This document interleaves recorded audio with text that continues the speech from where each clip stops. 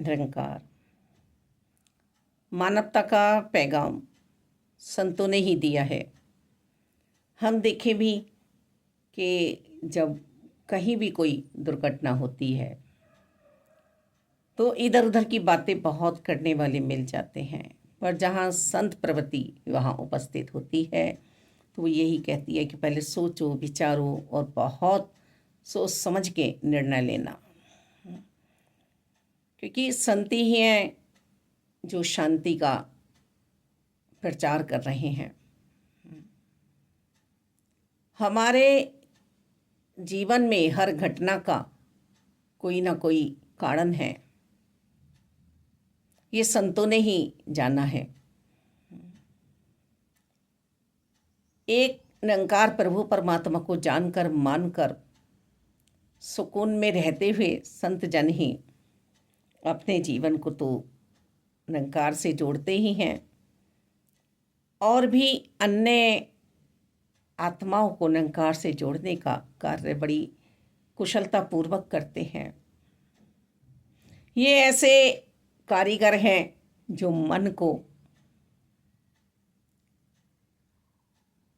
ठीक करने का काम करते हैं।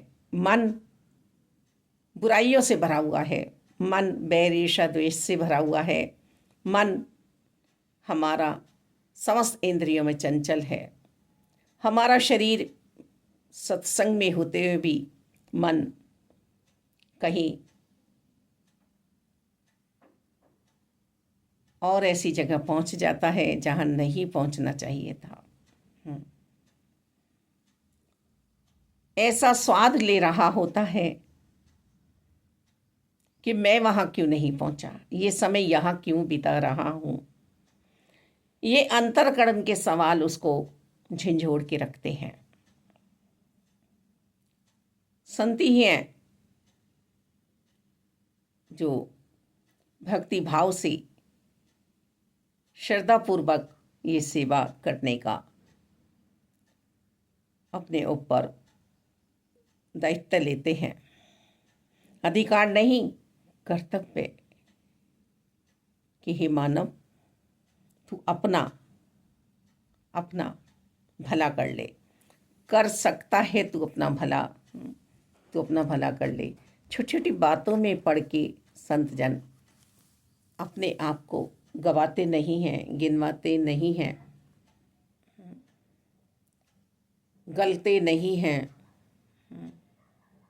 निरंकार प्रभु परमात्मा की सेवा में साकार रूप में आए हुए सतगुरु जी की सेवाओं में तत्पर रहकर वह अपने आप को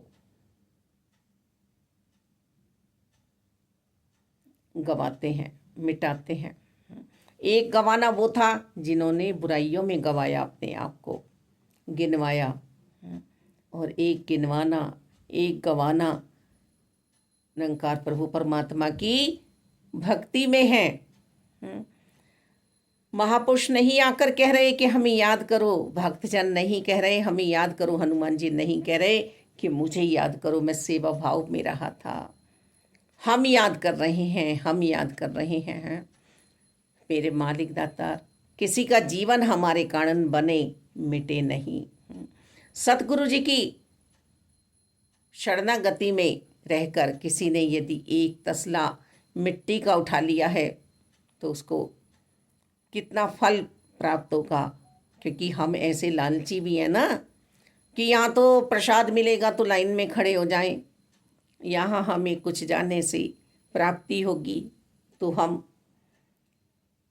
चले जाएं, क्योंकि इसी दुनिया से हमारा नाता है, अभी से ही हमारा नाता है। परलोक हमें नहीं सुधारना है, मुक्ति प्राप्ति की हमने नहीं बात बनाई है, अपनी मन में नहीं सोचा है हमने। और एक बात का ध्यान रखें हम कि प्रभु भाव के भूखे हैं।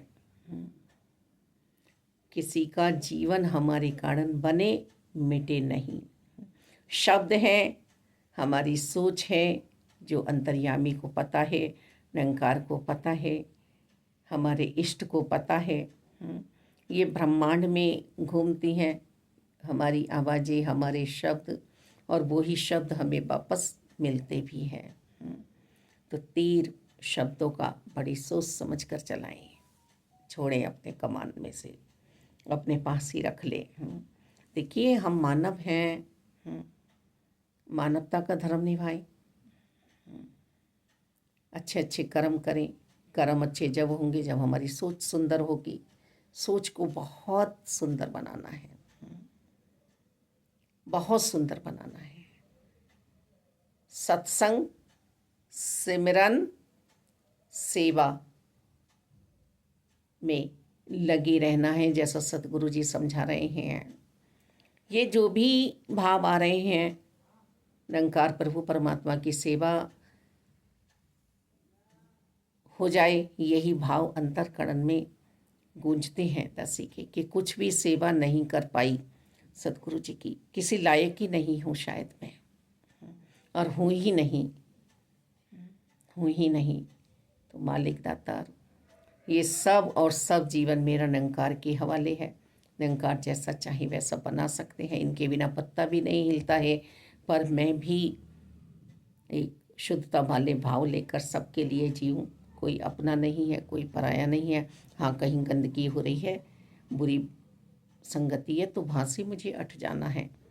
पर उनके लिए भी बुरा नहीं सोचना है, उन्हें भी वहाँ से आशीर्वाद देकर निकलना है कि इन्हें सद्बुद्धि मिले मालिक, बस।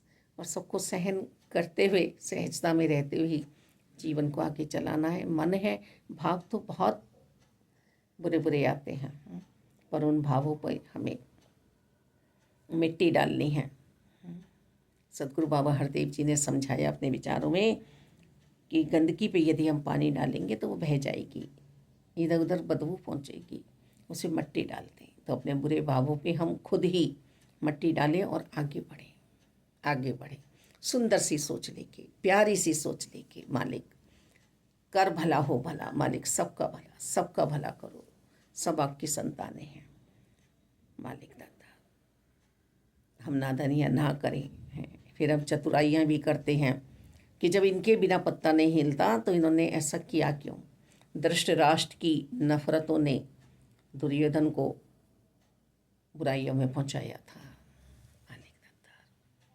एक मित्र, एक पिता, एक पत्नी, एक बहन,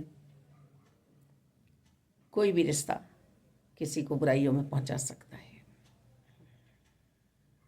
तो हम सहायक बने अच्छाइयों में, सच्चाई में। धन्यवाद जी।